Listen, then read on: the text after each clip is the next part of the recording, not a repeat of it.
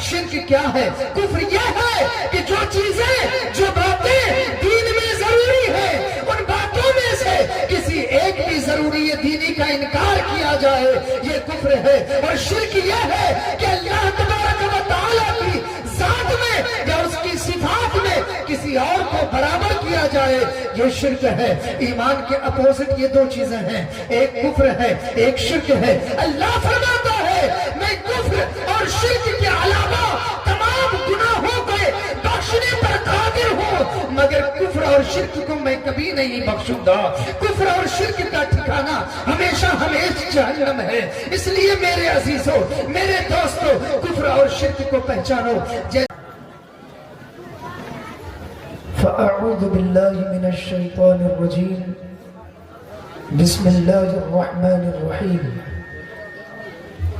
وَإِذْ قَالَ لُقْمَانُ لِابْنِهِ وَهُوَ يَعِظُهُ يَا بُنَيَّ لَا تُشْرِكْ بِاللَّهِ إِنَّ الشِّرْكَ لَظُلْمٌ عَظِيمٌ۔ صدق اللہ العظیم۔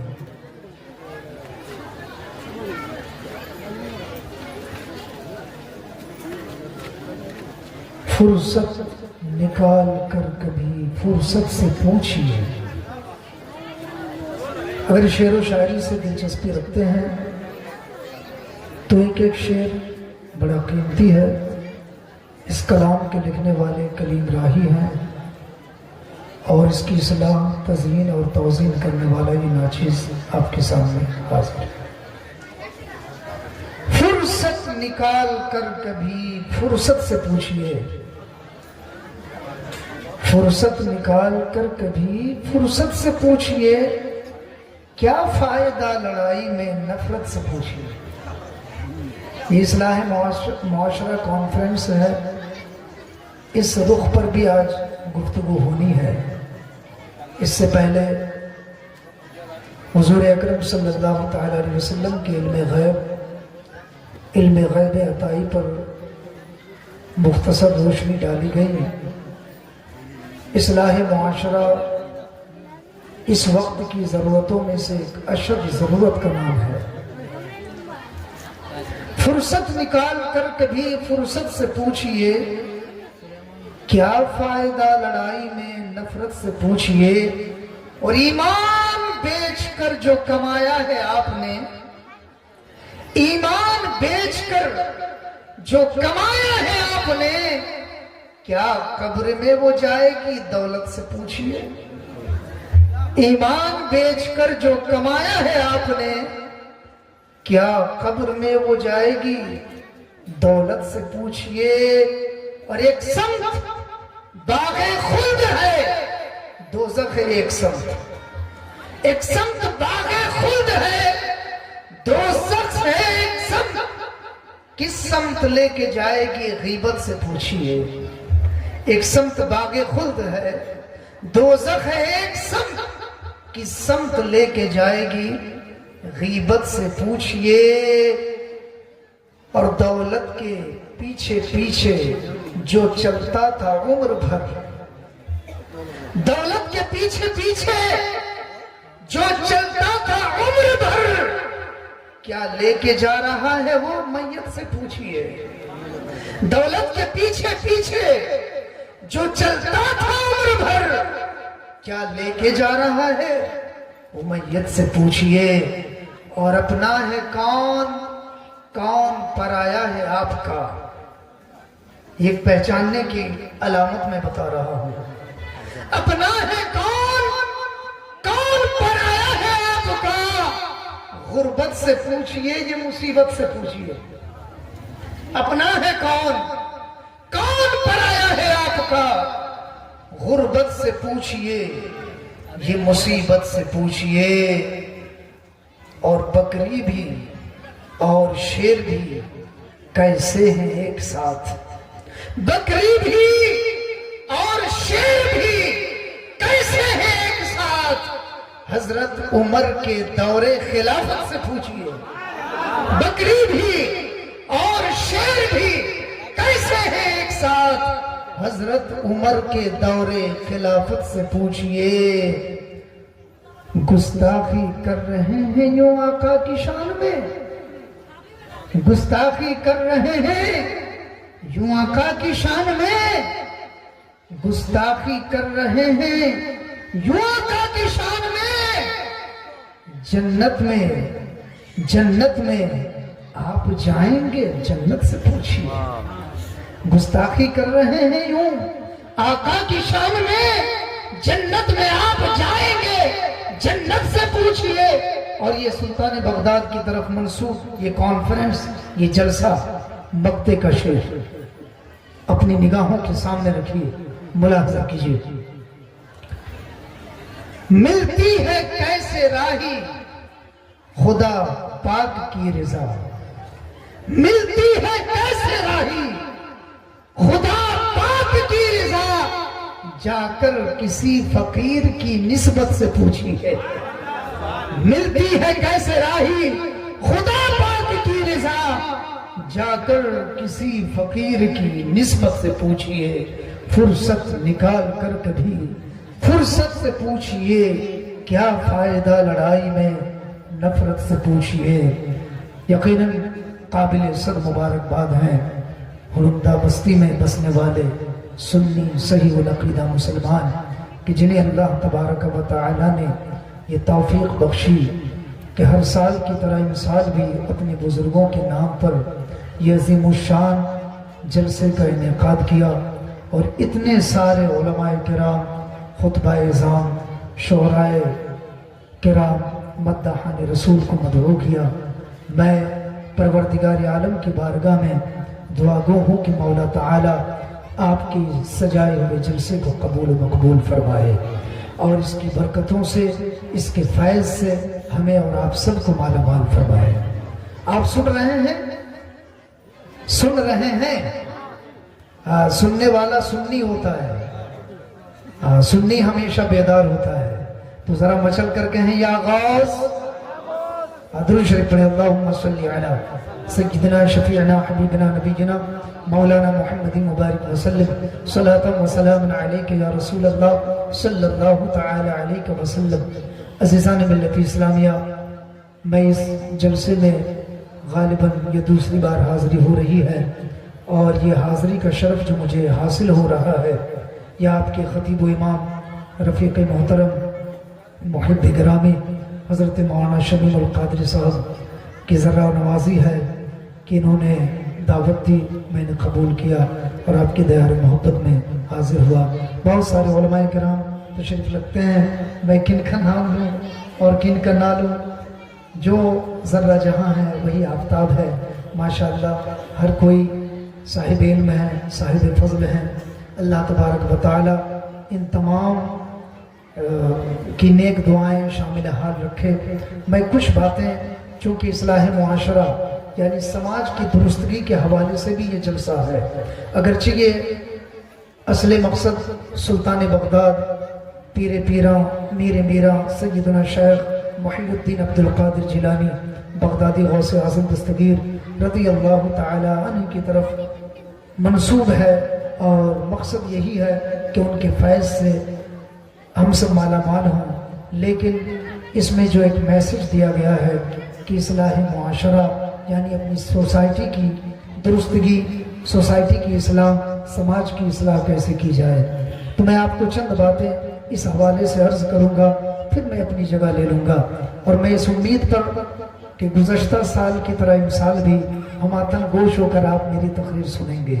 کتنے لوگ میری تقریر سننے کو تیار ہیں؟ سب ہیں؟ ماشاءاللہ۔ میں نے قرآن کریم کی آیت کریمہ پڑھی، اللہ تبارک و تعالی سورہ لقمان کے اندر ارشاد فرماتا ہے وَإِذْ، اور یاد کرو، یاد کرو، کیا یاد کرو؟ وَإِذْ قَالَ لُقْمَانُ لِابْنِهِ، جب لقمان نے اپنے بیٹے سے کہا یا بنیا لا تشرک باللہ، اے میرے بیٹے اللہ کے ساتھ کسی اور کو شریک نہ ٹھہرا، ان الشرک لظلم عظیم، کیونکہ شرک یہ سب سے بڑا ظلم ہے۔ یاد رکھیے گا حضرت لقمان نے اپنے بیٹے کو 10 نصیحتیں فرمائی تھیں، اور قرآن کریم کے سورہ لقمان کے اندر وہ 10 نصیحتیں موجود ہیں اور میں چاہتا ہوں کہ وہ 10 نصیحتیں آپ تک پہنچاؤں تاکہ آپ خود بھی ان پر عمل پیرا رہیں اور آنے والی نسلوں کو بھی ان نصیحتوں پر عمل پیرا رہنے کی تلقین کریں، ان کا حکم فرمائیں۔ عزیزان ملت اسلامیہ، یہ 10 نصیحتیں بڑی قیمتی ہیں۔ میں امید رکھتا ہوں کہ آپ حضرات ان 10 نصیحتوں کو ہماتن گوش ہو کر بغور سماعت کرنے کی کوشش کریں گے۔ اللہ تبارک و تعالی ان نصیحتوں کو یاد دلا رہا ہے اور فرما رہا ہے وَإِذْ قَالَ لُقْمَانُ لِابْنِهِ، اور یاد کرو جب لقمان نے اپنے بیٹے سے کہا، کیا کہا؟ یا بنیا، اے میرے بیٹے، اے میرے لختے جگر، اے میرے نور نظر۔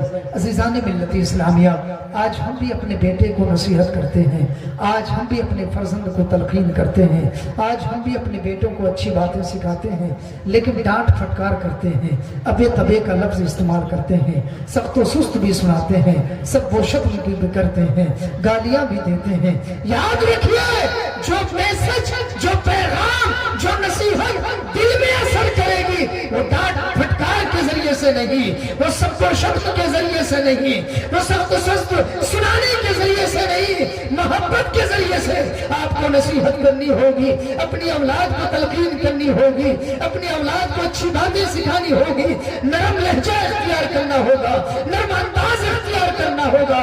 تبھی تو حضرت لقمان جو اپنے بیٹے کو نصیحت کر رہے ہیں، ابے تبے کا لفظ استعمال نہیں کر رہے ہیں، ڈانٹ پھٹکار نہیں کر رہے ہیں، بلکہ کہہ رہے ہیں تو کہہ رہے ہیں یا بنیا، اے میرے بیٹے، اے میرے لختی جگر، اے میرے نور نظر، لا تشرک باللہ، اللہ کے ساتھ کسی کو شریک نہ ٹھہرا۔ یاد رکھیے گا، ایمان کی اپوزٹ 2 چیزیں ہیں، ایک شرک ہے، ایک کفر ہے۔ ایمان کا اصل مقصد انہی کفر اور شرک کو مٹانا ہے۔ کفر کیا ہے؟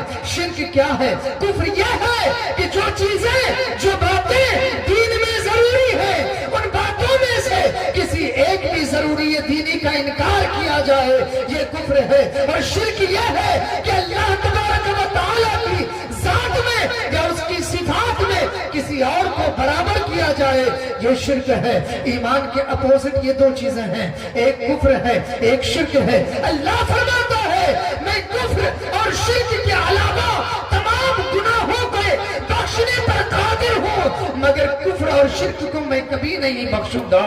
کفر اور شرک کا ٹھکانہ ہمیشہ ہمیشہ جہنم ہے۔ اس لیے میرے عزیزوں، میرے دوستوں، کفر اور شرک کو پہچانو۔ جیسے نماز کی فرضیت یہ ایمان کا حصہ ہے، نماز کی فرضیت کا انکار یہ کفر ہے۔ روزے کی فرضیت یہ ایمان کا حصہ ہے، روزے کی فرضیت کا انکار یہ کفر ہے۔ حج کی فرضیت یہ ایمان کا حصہ ہے، حج کی فرضیت کا انکار یہ کفر ہے۔ زکوٰۃ کی فرضیت یہ ایمان کا حصہ ہے، زکوٰۃ کی فرضیت کا انکار یہ کفر ہے۔ اب اگر کوئی شخص مومن ہوتے ہوئے، مسلمان ہوتے ہوئے نماز کی فرضیت کا انکار کرے، روزے کی فرضیت کا انکار کرے، حج کی فرضیت کا انکار کرے، زکوٰۃ کی فرضیت کا انکار کرے، تو وہ شخص اسلام سے خارج ہو جاتا ہے، وہ شخص کافر ہو جاتا ہے، وہ شخص دائرہ اسلام سے باہر ہو جاتا ہے۔ ایسا شخص جب تک کہ توبہ کر کے تجدید ایمان نہ کر لے تب تک اسے مسلمان کہلانے کا حق نہیں ہے، تب تک اسے مومن کہلانے کا حق نہیں ہے۔ آپ نے دیکھا ایک ہے کفر اور ایک ہے شرک، یعنی اللہ تبارک و تعالیٰ کی ذات ایک ہے، اس کا کوئی شریک نہیں ہے، نہ اس کی ذات میں کوئی شریک ہے، نہ اس کی صفات میں کوئی شریک ہے۔ میں آپ کو بتاؤں، اس کی ذات میں شریک ہونے کا مطلب یہ ہے کہ اللہ تبارک و تعالیٰ جیسی ہستیاں 2 نہیں ہے، اللہ کی ذات 2 نہیں ہے، بلکہ اللہ ایک ہے، اس کی ذات یکتا ہے، وہ بے مثل ہے، وہ واحد ہے، اس کی مثل کوئی نہیں ہے، اس کی نظیر میں کوئی نہیں ہے، اور اس کی صفات میں مثل ہونے، اس کے برابر ہونے کا مطلب یہ ہے کہ اللہ تبارک و تعالیٰ جس طریقے سے رحمان ہے، جس طریقے سے رحیم ہے، جس طریقے سے رؤوف ہے، جس طریقے سے مہربان ہے، اس طریقے سے اللہ کے علاوہ کسی اور کو رحمان مان لیا جائے، اللہ کے علاوہ کسی اور کو غفار مان لیا جائے، اللہ کے علاوہ کسی اور کو ستار مان لیا جائے، یہ شرک ہے۔ اور شرک بھی ایسا گناہ ہے जिस गुनाह की बख्शिश नहीं है सिवाय इसके कि वो शख्स सिद्क दिल से तौबा करे और दोबारा कलमा पढ़कर दोबारा ईमान लाकर अपना नाम इस्लाम के दाखिली रजिस्टर में दर्ज करा ले, तब तक उसके लिए कोई बख्शिश नहीं है, तब तक उसके लिए कोई माफी नहीं है, तब तक उसके लिए कोई मगफिरत नहीं है। अज़ीज़ान मिल्लत इस्लामिया, तो ये ईमान के अपोजिट कुफ्र और शिर्क है। आप देखें हजरत लुक़मान ने जो 10 नसीहतें फरमाई है, उन 10 नसीहतों में जो पहली नसीहत फरमाई वो अकीदे से मुताल्लिक फरमाई, क्योंकि कुफ्र का ताल्लुक अकीदे से है, शिर्क का ताल्लुक अकीदे से है। हजरत लुक़मान अपने बेटे को जो नसीहत फरमा रहे हैं, उन नसीहतों में सबसे पहले अकीदे का दर्स दे रहे हैं, सबसे पहले ईमान का दर्स दे रहे हैं, सबसे पहले इस्लाम का दर्स दे रहे हैं, क्योंकि इस्लाम के बगैर, ईमान के बगैर, अकीदे की सलामती के बगैर चाहे नमाज लाख पढ़े, रोजा लाख रखे, हज व ज़कात करे, हमेशा तस्बीह व तहलील में वो मुस्तगरक रहे, अगर उसके पास ईमान नहीं है तो उसका हर अमल रद्द कर दिया जाए। इसलिए हजरत लुक़मान सबसे पहले अपने बेटे को दर्स दे रहे हैं। क्या दर्स दे रहे हैं? या बुनैया, ऐ मेरे बेटे, ला तुशरिक बिल्लाह, अल्लाह के साथ किसी और को शरीक न ठहरा, अल्लाह के साथ किसी और को बराबर न ठहरा। ऐ मेरे मिल्लत के नौजवानों, जरा तवज्जो आपकी चाहिए। मैं देखता हूँ जब करामतों का बयान होता है, उछल उछल कर नारे लगाते हैं, बेदारी का खूब सबूत देते हैं। जब अमल की बात आती है तो नाक कान बंद करके चेहरा नीचे कर लेते हैं ताकि हमें कोई अमल ना करना पड़े, ना हम सुनेंगे ना उस पर अमल करना होगा। याद रखिए, जो इंसान अमल से ना बलद होता है, ना वाकिफ होता है, उसे एक नहीं दुगना गुनाह मिलता है। एक तो उस अमल के ना करने का गुनाह और दूसरा उस अमल के ना जानने का गुनाह। इसलिए ये बात हमेशा याद रखिएगा, अगर कोई नसीहत कर रहा है तो हम आतंगोश होकर सुनने की कोशिश करें, बगौर समाप्त करने की कोशिश करें। हजरत लुक़मान अपने बेटे को नसीहत कर रहे हैं, या बुनैया ला तुशरिक बिल्लाह, ऐ मेरे बेटे, अल्लाह के साथ किसी और को शरीक न ठहरा। क्यों शरीक न ठहरा? इन्न शिर्क लज़ुल्मुन अज़ीम, क्योंकि शिर्क ये सबसे बड़ा जुल्म है। अब मैं कुछ देर के लिए अपनी तकरीर रोकता हूँ। ये जुल्म क्या है? जुल्म क्या है? वज़उ शैइ फी गैरि महल्लिही। हम जो जुल्म बोलते हैं, अत्याचार बोलते हैं, अन्याय बोलते हैं, ये जुल्म की डिफिनीशन क्या है? जुल्म की परिभाषा क्या है? जुल्म का मतलब क्या है? जुल्म की तारीफ क्या है? जुल्म का एक्सप्लेनेशन क्या है? वज़उ शैइ फी गैरि महल्लिही। जुल्म यह है कि किसी भी चीज को उसके मुनासिब मकाम से हटाकर किसी नामुनासिब जगह पर रख देना। जैसे इमामा ये सर पर पहनने की चीज है, सर से उतार कर अगर कोई पाँव में रख ले तो ये इमामा पर जुल्म है। चप्पल ये पाँव में पहनने की चीज है, अगर कोई पाँव से उठाकर सर पर लाद ले तो ये चप्पल पर जुल्म होगा, जूते पर जुल्म होगा। पता चला कि जुल्म ये है कि किसी भी चीज को उसके असल मकाम से हटाकर, उसके मुनासिब जगह से हटाकर किसी गैर मुनासिब मकाम पर रख दिया जाए, ये जुल्म है। मैं कुरान से पूछता हूँ, हे कुरान, लोग माँ बाप की नाफरमानियां करते हैं, लोग माँ बाप को घरों से निकालते हैं, हे कुरान तूने उसे सबसे बड़ा जुल्म करार नहीं दिया? हे कुरान मैं तुमसे पूछता हूँ, जरा ये बता दे कि लोग दूसरे की जमीनें गस्ब करते हैं, मगर तूने दूसरे की जमीन को गस्ब करने को भी सबसे बड़ा जुल्म करार नहीं दिया है। लोग दूसरे का माल, मेहनत की कमाई लूट लेते हैं, छीन लेते हैं, चोरी कर लेते हैं। हे कुरान तूने उसे भी सबसे बड़ा जुल्म करार नहीं दिया। हे कुरान बात क्या है कि तू शिर्क को सबसे बड़ा जुल्म कह रहा है, तू शिर्क को सबसे बड़ा अन्याय कह रहा है, तू शिर्क को सबसे बड़ा अत्याचार कह रहा है। तो कुरान कहता है, हे अबू ज़र ग़िफ़ारी तू सुन ले, कुरान शिर्क को सबसे बड़ा जुल्म इसलिए कहता है क्योंकि हम सबका खालिक अल्लाह है, हम सबका मालिक अल्लाह है, हम सबका पैदा करने वाला अल्लाह है, हम सबको रोजी देने वाला अल्लाह है, कायनात को चलाने वाला अल्लाह है, सर्वे सर्वे का हिसाब लेने वाला अल्लाह है। तो हक उसी को पहुंचता है कि उसकी इबादत की जाए, उसी की बंदगी की जाए, उसी की बारगाह में सर को झुकाया जाए, उसी की रियाजत की जाए, उसी की प्रशंसाएं की जाए, उसी की तस्बीह बयान की जाए, उसी का जिक्र किया जाए। अब अगर बंदा अपने रब की इबादत की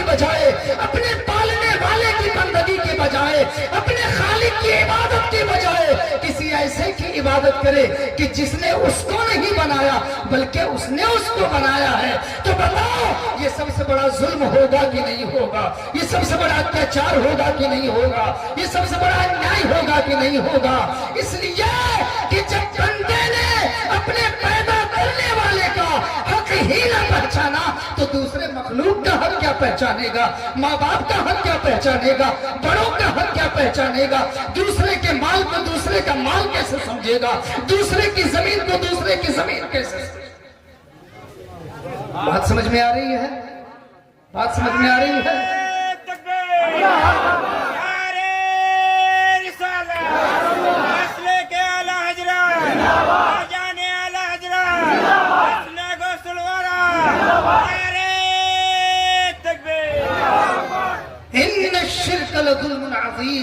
कुरान कहता है कि शिर्क ये सबसे बड़ा जुल्म है, क्योंकि सारी बुराइयों की बुनियाद, सारी बुराइयों की जड़ यही शिर्क है कि जब बंदा अपने खालिक का हक अदा नहीं करता तो मखलूक का हक भी अदा नहीं करता, दूसरे लोगों का भी हक अदा नहीं करता, पड़ोसियों का भी हक अदा नहीं करता, रिश्तेदारों का भी हक अदा नहीं करता, बाप चचाओं का भी हक अदा नहीं करता, माँ बहनों का भी हक अदा नहीं करता, इसलिए कि वो शिर्क में मुब्तला है। अज़ीज़ान मिल्लत इस्लामिया, आप देखें कि सबसे पहले हजरत लुकमान ने अपने बेटे को नसीहत की तो शिर्क से बचने की तलकीन फरमाई, ईमान के बारे में समझाया, अकीदे का दर्स दिया। इसलिए आज हमें भी जरूरत है कि हम अपने बच्चों को सबसे पहले अकीदे के बारे में सिखाएं।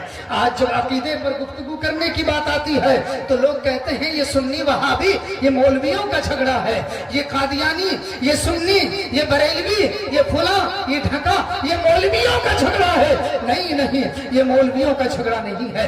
आलिमों ने उनकी किताबें पढ़ी है, तब जाकर आलिमों ने फैसला किया है। आलिमों ने उनकी तहरीरें पढ़ी हैं, तब जाकर आलिमों ने फैसला किया है। ये आलिमों का झगड़ा नहीं है, ये ईमान का झगड़ा है, ये अकीदे का झगड़ा है। बताएं, अगर कोई लिखता है कि अल्लाह झूठ बोल सकता है तो क्या आप उसके अकीदे पर सुलह कर लेंगे, समझौता कर लेंगे? वो भी दलील देते हैं, कहते हैं इन्नल्लाह अला कुल्ली शैइन कदीर, अल्लाह हर चीज पर कादिर है। झूठ भी एक चीज है, लिहाजा अल्लाह झूठ पर भी कादिर है। माअज़ल्लाह, क्या कहा? अल्लाह झूठ पर भी कादिर है। माअज़ल्लाह, अल्लाह झूठ बोल सकता है। मैं ऐसे लोगों से कहूंगा कि जो अल्लाह को झूठे होने का इम्कान मानता हो वो इबादत भी उसी झूठे खुदा की करता होगा, वो इबादत भी उसी झूठे अल्लाह की करता होगा।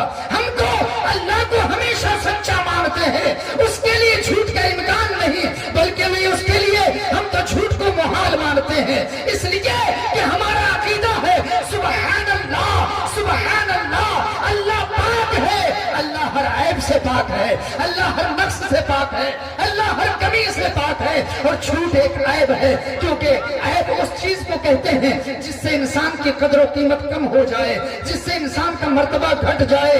बताएं, क्या झूठ बोलने से आदमी का मर्तबा घटता नहीं है? क्या झूठ बोलने से आदमी की इज्जत कम नहीं होती है?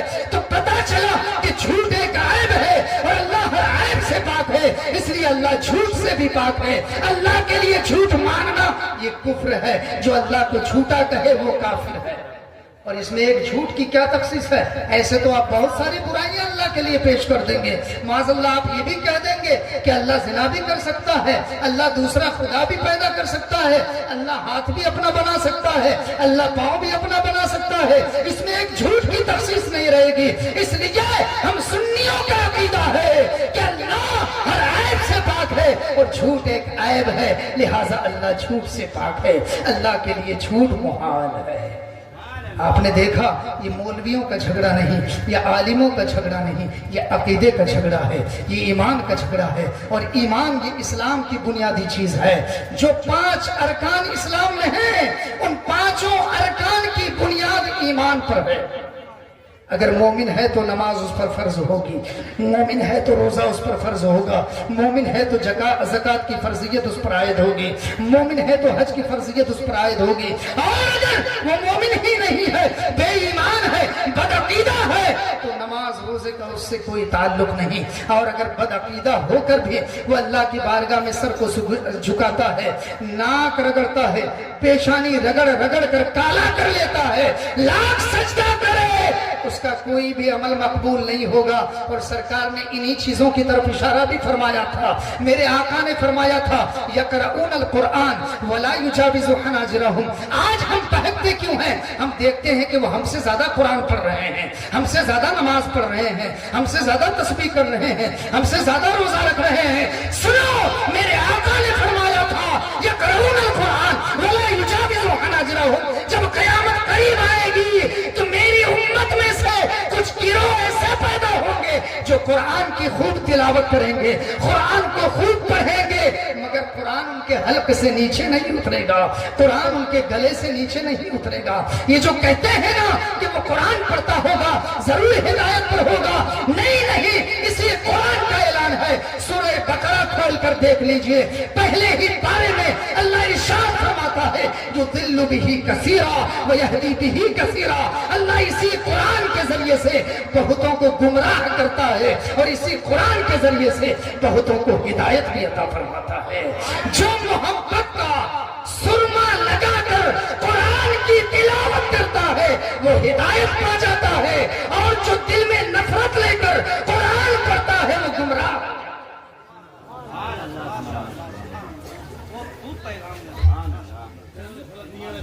اور جو نماز روزے کو دیکھ کر بہت بڑا سمجھتے ہیں، سن لیجئے، میرے آقا فرماتے ہیں یحقر احدکم صلاتہ مع صلاتہم وصیامہ مع صیامہم، کہ جب قیامت قریب ہوگی، جب قیامت قریب ہوگی کچھ ایسے گروہ پیدا ہوں گے یحقر احدکم صلاتہ مع صلاتہم، کہ تم اپنی نماز کو ان کی نمازوں کے سامنے بہت کم تصور کرو گے، اپنے روزوں کو ان کے روزوں کے مقابلے میں بہت کم جانو گے۔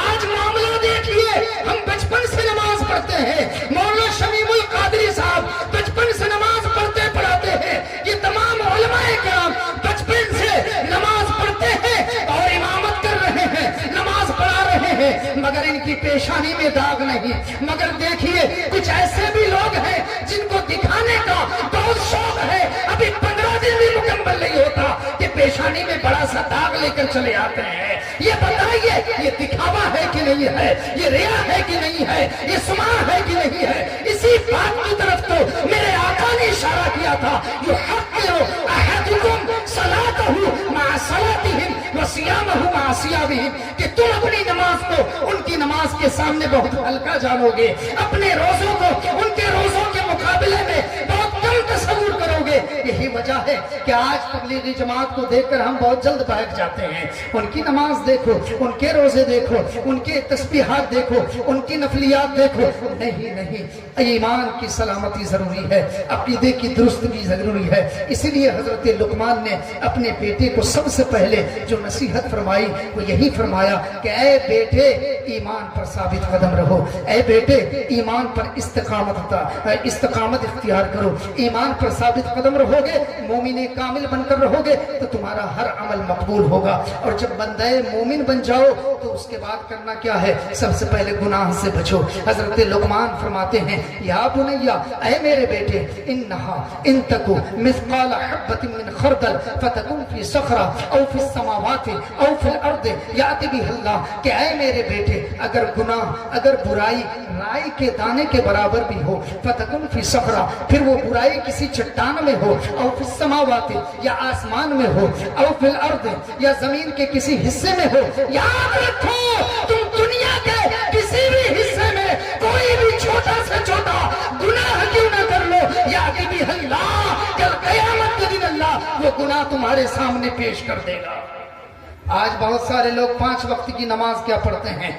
ڈینگے مارنے لگتے ہیں کہ مجھ سے بڑا عبادت گزار کوئی نہیں، مجھ سے بڑا متقی کوئی نہیں، مجھ سے بڑا پارسا کوئی نہیں۔ 5 نمازیں کیا پڑھنے لگتے ہیں، ایک دوسرے کی ٹوہ میں پڑ جاتے ہیں۔ مجھے ایک خوبصورت واقعہ یاد آ رہا ہے، غالباً حضرت شیخ سعدی کا ہے کہ تہجد کی نماز پڑھ رہے تھے، بیٹے نے خواہش ظاہر کی ابا حضور مجھے بھی تہجد کی نماز پڑھنی ہے۔ کہا ٹھیک ہے، اہلم و سہلم مرحبا، نماز شروع کرو۔ نماز پڑھی، باپ نے بھی نماز پڑھی، بیٹے نے بھی۔ لیکن جب بیٹا تہجد کی نماز سے فارغ ہوا، سامنے کچھ افراد سوئے ہوئے تھے، بیٹے نے کہا ابا حضور دیکھیے نا، ہم لوگوں نے تہجد کی نماز پڑھی اور یہ لوگ سوئے ہوئے ہیں۔ فوراً حضرت شیخ سعدی जलाल में आ गए और कहा बेटा तेरे लिए भी अच्छा यही था कि तू भी सोए रहता, दूसरे की बुराई से तो बचता। इसलिए अगर नमाज पढ़ रहे हैं तो अल्लाह का शुक्र अदा कीजिए कि अल्लाह ने आपको तौफीक बख्शी है। दौलत का मिलना ये तौफीक नहीं है, मालदार होना ये तौफीक नहीं है, बड़े ओहदे पर फाइज हो जाना ये तौफीक नहीं है। सबसे बड़ी तौफीक तो ये है कि अल्लाह ने आपको ये तौफीक दी कि अपनी बारगाह में पंज वक्ता बुलाकर तुम्हारी पेशानी को अपनी बारगाह में झुकवा रहा। या बुनैया इन्नहा इन तक मिस्काल हब्बतिन मिन खर्दल, ऐ मेरे बेटे ना अगर राई के दाने के बराबर भी करो।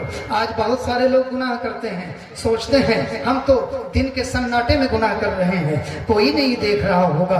बहुत सारे लोग गुनाह करते हैं, हम तो रात की तारीकी में गुनाह कर रहे हैं, कोई नहीं देख रहा होगा। याद रखिए दुनिया का कोई इंसान या दुनिया की कोई मखलूक देखा ना देखे, अल्लाह की जात हमेशा देख रही है, परवरदिगार हमेशा देख रहा है। और आज तुम लाख डींगे मारो कि हम ये करते हैं हम वो करते हैं, कल क़यामत के दिन इस मुंह पर मोहर लगा दिया जाएगा। रब इरशाद फरमाता है अल-यौमा नख्तिमु अला अफ़वाहिहिम व तुकल्लिमुना अयदीहिम व तशहदु अर्जुलुहुम बिमा कानू यक्सिबून, कि कल क़यामत के दिन हम तुम्हारे मुंहों पर मोहर लगा देंगे, व तुकल्लिमुना अयदीहिम तुम्हारे हाथ बात करेंगे, व तशहदु अर्जुलुहुम तुम्हारे पांव गवाही देंगे, बिमा कानू यक्सिबून तो जो करतूत तुम दुनिया में किया करते थे, जो गुनाह तुम दुनिया में किया करते थे, जो जुर्म तुम दुनिया में किया करते थे, जो बुराई तुम दुनिया में किया करते थे। और याद रखो ऐसा ना समझो कि बड़ा गुनाह होगा तब अल्लाह की पुरसिश होगी, बड़ा गुनाह होगा तब अल्लाह हमसे सवाल करेगा। नहीं नहीं, गुनाह बड़ा हो या छोटा हो, रब इरशाद फरमाता है फमन यअमल मिस्काल ज़र्रतिन खैरन यरा, जिसने जर्रा बराबर भी जर्रा जर्रा जर्रा जानते हैं किसे कहते हैं? जर्रा पहले छप्पर के घर होते थे, रोशनदान से रोशनी आती थी, वो सुराख हुआ करते थे, उससे सूरज की किरणें आती थी, कुछ बारीक बारीक धूल नजर आती है, उन्हीं धूलों को जर्रा कहा जाता है। गुनाह अगर उस जर्रे की मिकदार में भी हो, यानी छोटे से छोटा गुनाह भी हो, परवरदिगार आलम इरशाद फरमाता है फमन यअमल मिस्काल ज़र्रतिन खैरन यरा, कि जिसने उस जर्रे के बराबर भी अच्छा अमल किया होगा कल क़यामत के दिन उसे देख लेगा। वमन यअमल मिस्काल ज़र्रतिन शर्रन यरा, और जिसने जर्रा बराबर भी कोई गुनाह किया होगा कल क़यामत के दिन वो उसे देख लेगा। आप अंदाजा लगाएं, ए गुनाह करने वालों, गुनाहों से बाज़ जाओ। हजरत लुकमान जब गुनाह से रोक लेते हैं, अपने बेटे को गुनाह से बचाने की तलकीन फरमा लेते हैं, तो कहते हैं या बुनैया अक़िमिस सलात, जरा मचल के ऐ मेरे बेटे नमाज कायम कर। नमाज बोर हो रहे हैं, नमाज जलसा सजाना मुस्तहब है, मिलाद पढ़ना मुस्तहब है, फातिहा दिलाना मुस्तहब है, और मज़ार पाक में उर्स में जाना मुस्तहब है, कुरान खानी करना मुस्तहब है, और नमाज पढ़ना फर्ज है। और याद रखिएगा, मुझे कोई बदअकीदा न कहे, अल्हम्दुलिल्लाह मैं सुन्नी हूँ, मेरे बाप और दादा ऊपर तक सुन्नी हैं, और मैं ऐसे खानदान से हूँ कि मेरे बड़े अब्बा हुजूर खुद सिलसिला चिश्तिया के अजीम बुजुर्ग हैं। मैं सिलसिला चिश्तिया का एक खादिम हूँ, मेरे बड़े अब्बा हुजूर खुद मेरे पीर व मुर्शिद हैं, इसलिए मेरी सुन्नियत में कोई शक न करे। जलसा कीजिए, मिलाद पढ़िए, कुरान खानी कीजिए, फातिहा दिलाइए, उर्स में जाइए, लेकिन नमाज पढ़िए। हर बुजुर्ग के मज़ार पाक के बगल में मस्जिद नजर आएगी, गोया साहिब मज़ार ये पैगाम दे रहे हैं, ऐ मेरे अकीदतमंद, ऐ मेरे चाहने वाले, तू आया है मगर पहले अल्लाह की बारगाह में हाजिरी दे, उसके बाद मेरी बारगाह में आना। नमाज पढ़, नमाज पढ़। नमाज फर्ज ऐन है, फर्ज किफाया भी नहीं कि जनाजा गांव वालों में से कोई दो चार ने पढ़ लिया, تو سب کا ادا ہو گیا، یعنی سب کی فرضیت ختم ہو گئی؟ ایسا بھی نہیں، فرض عین ہے، ہر ایک کو پڑھنا ضروری ہے۔ یا بنی اقم الصلاۃ، اور نماز یہ ایمان کی نشانی ہے۔ لکل شیء علم وعلم الایمان الصلاۃ، ہر چیز کی ایک نشانی ہوتی ہے اور ایمان کی نشانی نماز ہے۔ میں اپنی ماں بہنوں سے بھی گزارش کروں گا، آپ بھی توجہ کے ساتھ سنیں کہ گھر میں ماں بہنیں اگر نماز کی پابند ہو گئی تو پورا خاندان نماز کا پابند ہو جائے گا، کیونکہ گھر میں، خاندان میں، کنبہ میں عورت ہی ایک ذات ہے جو انقلاب لا سکتی ہے، عورت ہی ایک ذات ہے جو انقلاب لا سکتی ہے۔ میں ایک مختصر واقعہ عرض کروں، حضرت عمر رضی اللہ تعالیٰ عنہ کا دور ہے۔ آپ نے سنا ہوگا کہ حضور اکرم صلی اللہ علیہ وسلم کے زمانے میں مرد عورت ایک ساتھ مسجد میں نماز پڑھتے تھے۔ حضرت ابو بکر صدیق کے زمانے میں بھی مرد و عورت ایک ساتھ نماز پڑھتے تھے۔ حضرت عمر رضی اللہ تعالی عنہ کے ابتدائی زمانے میں بھی مرد و عورت ایک ساتھ نماز پڑھتے تھے، لیکن یاد رکھیے گا طریقہ یہ ہوتا تھا کہ اگلی صفوں میں مرد کھڑے ہوتے تھے، اس کے بعد کی صفوں میں بچے کھڑے ہوتے تھے، اس کے بعد کی صفوں میں عورتیں کھڑی ہوا کرتی تھیں۔ اس طریقے سے مسجد میں نماز ادا ہوتی تھی۔ حضرت عمر رضی اللہ تعالیٰ عنہ نے جب دیکھا کہ برائی کا اندیشہ بڑھنے والا ہے، حضرت عمر رضی اللہ تعالیٰ عنہ نے روک دیا۔ میں یہ واقعہ اس وقت کا پیش کرنے جا رہا ہوں کہ جب مرد و عورت ایک ساتھ نماز پڑھتے تھے۔ حضرت عمر رضی اللہ تعالیٰ عنہ کا زمانہ تھا، ایک خاتون جو حضرت عمر رضی اللہ تعالیٰ عنہ کے پیچھے 5 وقت نماز پڑھا کرتی تھی، مسجد جایا کرتی تھی۔ ایک نوجوان اس کا راستہ روکا کرتا تھا۔ میں نوجوانوں سے خصوصی توجہ چاہوں گا، ایک نوجوان اس کو چھیڑا کرتا تھا، اس کو پریشان کیا کرتا تھا، اس کا راستہ روکا کرتا تھا۔ خاتون بہت مرتبہ اس کو اگنور کرتی رہی، لیکن ایک مرتبہ خوب زیادہ پریشان ہو کر اس نے پوچھ ہی لیا، اے نوجوان تو میرا راستہ کیوں روکتا ہے، تو مجھے چھیڑتا کیوں ہے، تو مجھے پریشان کیوں کرتا ہے؟ نوجوان کہتا ہے، اے خاتون میرا دل تجھ پر آ گیا ہے، میں تیری محبت میں گرفتار ہو گیا ہوں۔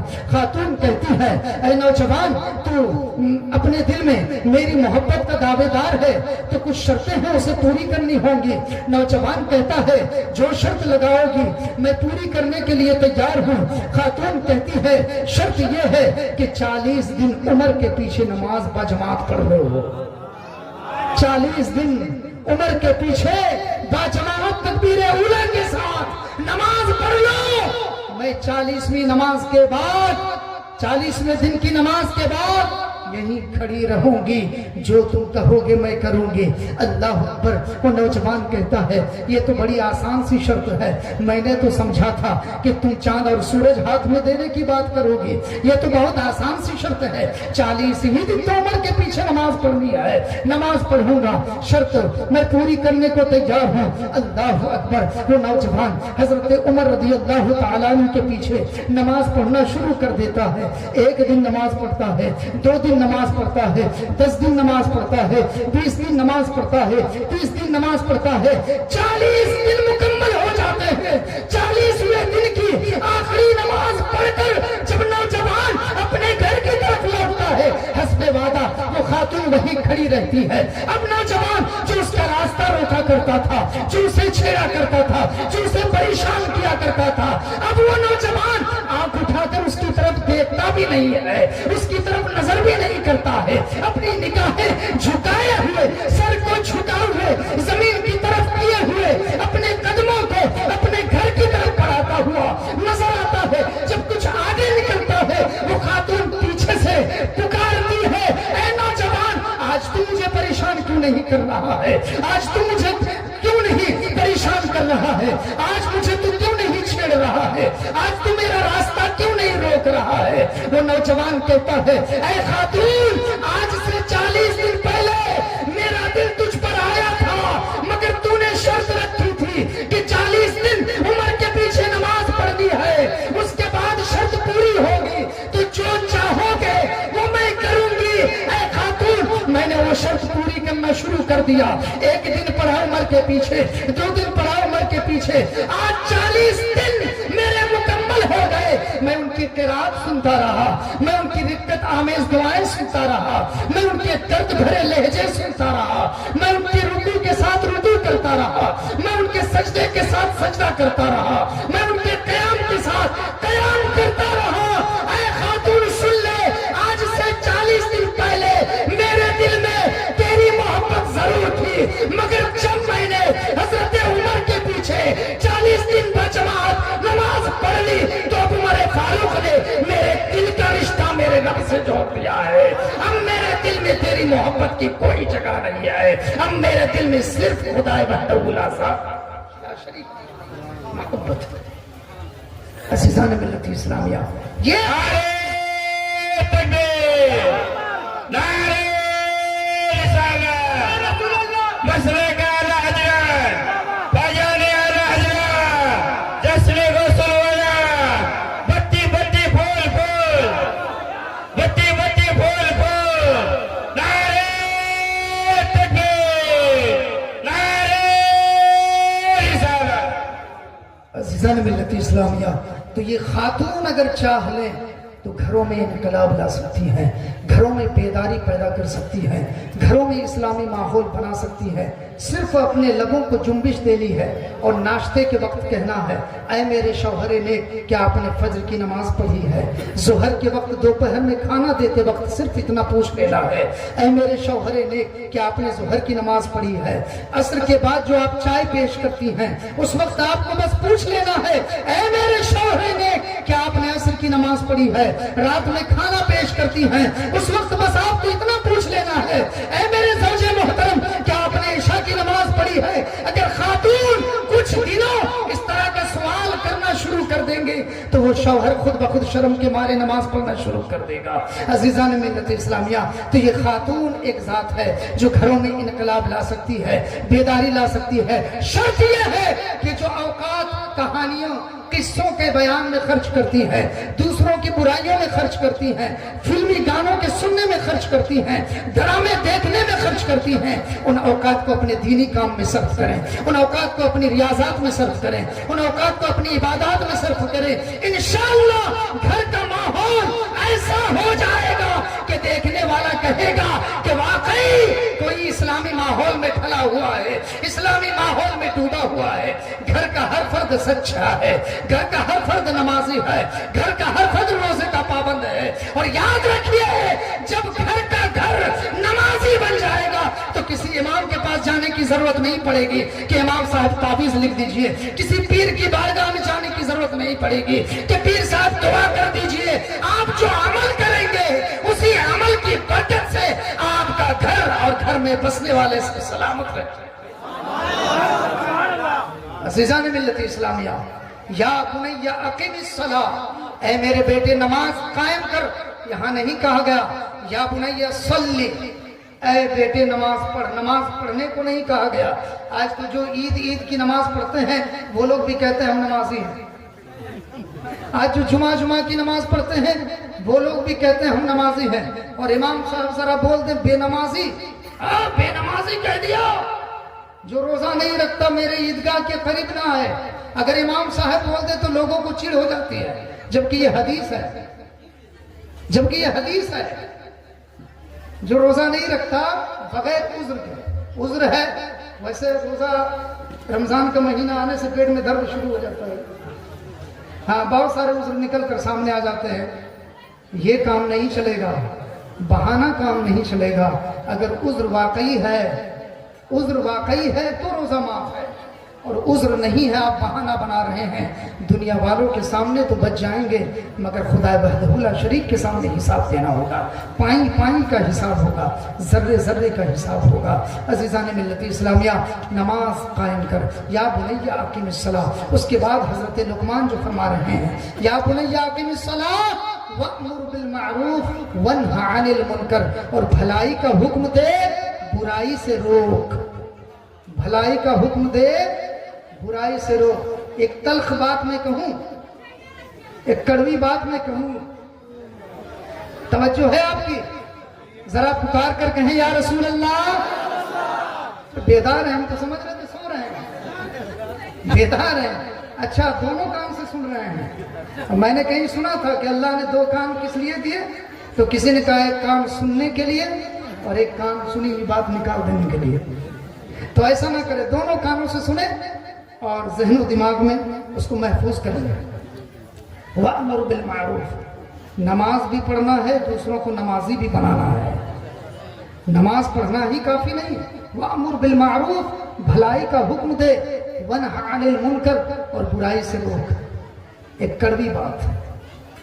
آج اگر منبر رسول پر کھڑے ہو کر یا مسجد کے محراب میں کھڑے ہو کر ائمہ حضرات, امام لوگ کچھ بول دیں تو بڑی کڑواہٹ محسوس ہوتی ہے, بڑا تلخ لگتا ہے. سیٹھ صاحب کہتے ہیں ہم سیٹھ ہیں, ہمارے خلاف بول دیا. خزانچی کہتا ہے ہم اس کو پیسہ دیتے ہیں, تنخواہ دیتے ہیں, ہمارے خلاف بول دیا. سیکرٹری کہتا ہے ہم اس کے مالک ہیں, ہمارے خلاف بول دیا. سن لو, مسجد کی کمیٹی مسجد کی خدمت کے لیے بنائی جاتی ہے, مسجد میں حکومت کے لیے نہیں بنائی جاتی. اگر مسجد میں بولنے کا کوئی حق رکھتا ہے وہ امام رکھتا ہے.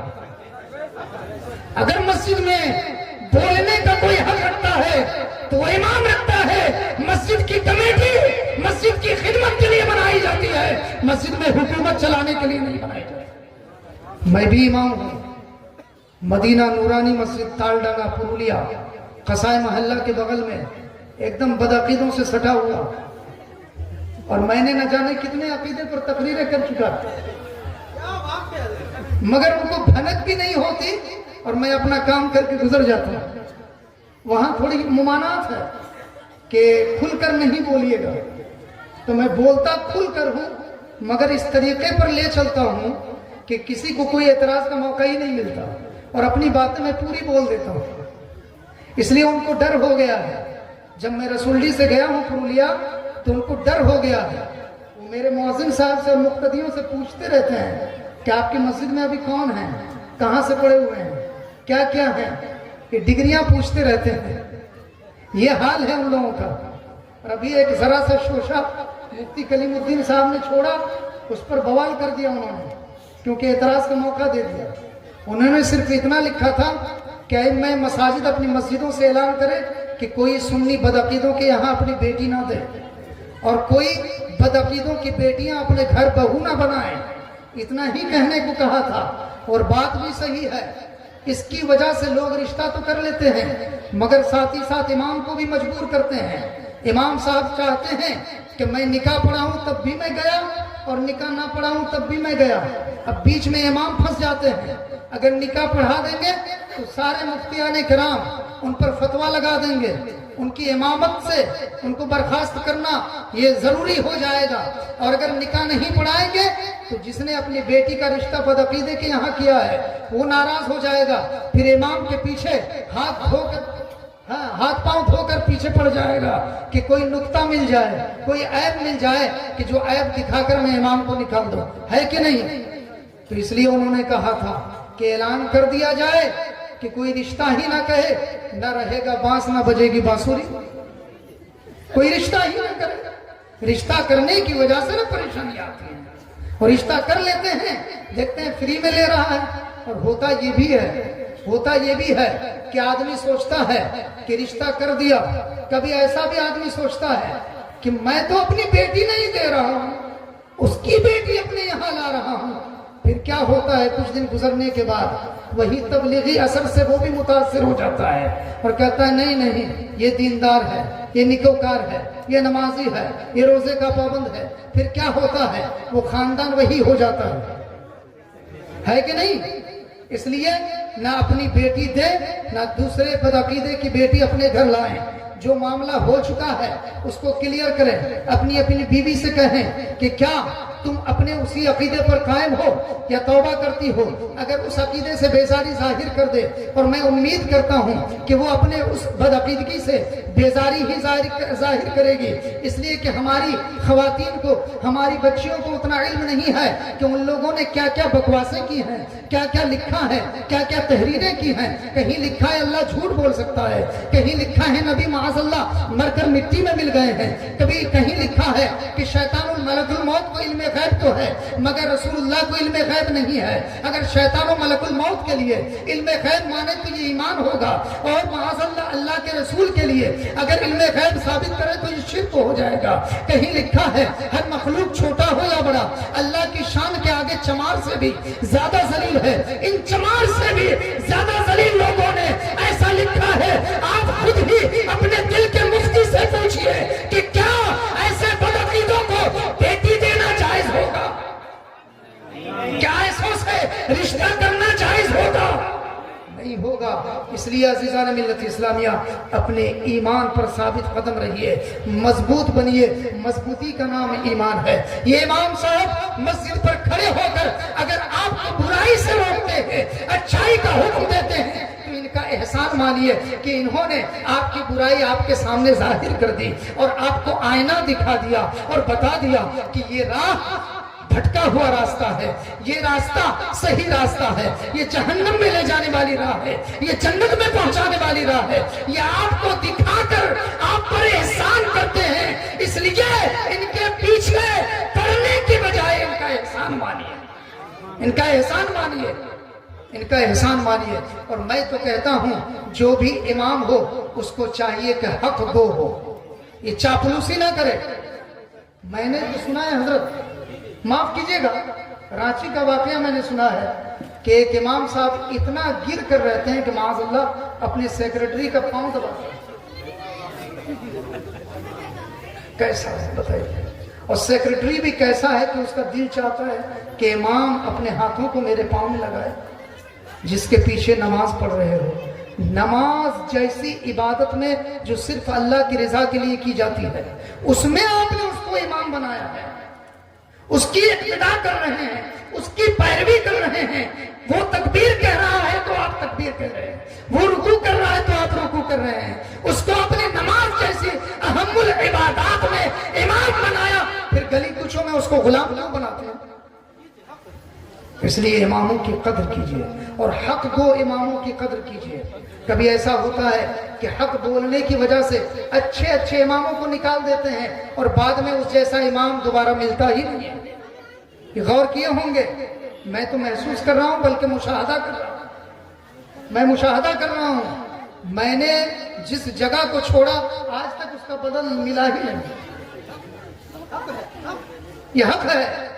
میں کہیں کسی کی برائی نہیں کر رہا ہوں اور نہ میں جگہ کا نام لے رہا ہوں، لیکن یہ ہے کہ جس جگہ کو اچھا امام چھوڑ دیتا ہے اس کی بددعا لگ جاتی ہے، پھر وہ کفی افسوس ملنے کے علاوہ اور کوئی چارہ ہی نہیں ملتا ہے. وَأْمُرْ بِالْمَعْرُوفِ، بھلائی کا حکم دیجئے. آپ نماز پڑھ رہے ہیں، بزرگ نماز پڑھ رہے ہیں، بڑے لوگ نماز پڑھ رہے ہیں، نوجوانوں کو بھی ساتھ میں مسجد لے کر جائیے، بچوں کو بھی ساتھ میں مسجد لے کر جائیے. سب کو نماز کی تلقین کیجئے، پابند شرع بنائیے، شریعت کے دائرے میں رہ کر خود بھی زندگی گزاریے، دوسروں کو بھی اسی دائرے میں رہ کر زندگی گزارنے کا حکم دیجئے، اس کی تلقین کیجئے. اس کے بعد فرمایا وَاصْبِرْ عَلَىٰ مَا أَصَابَكَ. بس آخری بات، وَاصْبِرْ عَلَىٰ مَا أَصَابَكَ. جب بلائی کا حکم دو گے، برائی سے روکو گے تو بہت ساری پریشانیاں بھی آئیں گی، بہت ساری مصیبتیں بھی آئیں گی، بہت ساری رکاوٹیں بھی آئیں گی. اس لیے کہا اے بیٹے جب بھلائی کا حکم دو گے، برائی سے روکو گے، بہت ساری پریشانیاں آئیں گی، ان تمام پریشانیوں پر صبر کر لینا. وَاصْبِرْ عَلَىٰ مَا أَصَابَكَ. جو بھی مصیبت تمہیں پہنچے ان مصیبتوں پر صبر کر لینا، اس لیے کہ مصیبتوں پر صبر کرنا یہ ہمارے آقا کی سنت ہے. کتنی پریشانیاں جھیلی میرے آقا نے. نماز پڑھتے تو گردن میں گمچھا ڈال کر گرا دیا جاتا. میرے آقا گھٹنوں کے بل زمین میں گر جاتے. میرے آقا جب سجدے میں ہوتے، سجدے کی حالت میں پیٹھ پر اوجھڑیاں اور ناپاک چیزیں رکھ دی جاتی. حضرت فاطمہ دیکھتی ان غلیظ چیزوں کو ہٹاتی. اس کے بعد حضور سجدے سے سر اٹھاتے. حضور صلی اللہ علیہ وسلم جب مکہ والوں سے عاجز ہو کر، مکہ کے بغل میں ایک سرزمین تھی جسے طائف کے نام سے جانتے ہیں، جب وہاں گئے، وہاں کے لوگوں کو اسلام کی باتیں بتائیں، اسلام کے بارے میں سمجھایا، تو وہاں کے لوگوں نے اسلام تو قبول نہ کیا، الٹا یہ کیا کہ چند بدماش قسم کے نوجوانوں کو میرے آقا کے پیچھے لگا دیا، جو میرے آقا پر پتھروں کی بارش کرتے. میرے آقا کا پاؤں اٹھ کر زمین پر پڑتا نہیں کہ وہ پاؤں لہو لہان ہو جاتا، خون سے آلود ہو جاتا، خون سے لت پت ہو جاتا۔ حضرت جبریل امین حاضر ہوتے ہیں، یا رسول اللہ اگر آپ ایک بار ان کے لیے بد دعا کر دیں گے تو یہ جو اگل بغل کے پہاڑ دیکھ رہے ہیں یہ سارے پہاڑ ان پر الٹ دیے جائیں گے۔ میرے آقا کے دونوں ہاتھ اٹھتے ہیں، اس وقت بھی میرے آقا فریاد کرتے ہیں، اے پروردگارہ ان لوگوں پر رحم فرما، ان کو ہدایت عطا فرما، کیونکہ یہ سمجھتے نہیں۔ دیکھیں میرے آقا نے کیسا مصیبتوں پر صبر کا دامن تھاما ہے، اس لیے تلقین کر رہے ہیں وَاصْبِرْ عَلَىٰ مَا أَصَابَكَ، اے میرے بیٹے مصیبتیں بھی آئیں گی، پریشانیاں بھی آئیں گی، بہت ساری آفتیں آئیں گی، مگر ان پر صبر کر لینا۔ کیوں؟ إِنَّ ذَلِكَ مِنْ عَزْمِ الْأُمُورِ، کیونکہ مصیبتوں پر صبر کرنا یہ پختہ کاموں میں سے ایک کام ہے، یہ بہت اہم کام ہوتا ہے، بہت اہم کام ہوتا ہے۔ غصے کو پی جانا، مصیبت پر ثابت قدم رہنا، صبر کر لینا، یہ بڑا اہم کام ہوتا ہے۔ مولا تبارک و تعالیٰ کی بارگاہ میں دعا کرتا ہوں کہ مولا تعالیٰ سب سے پہلے ان نصیحتوں پر مجھ ناچیز کو، پھر آپ سب کو عمل کی توفیق عطا فرمائے۔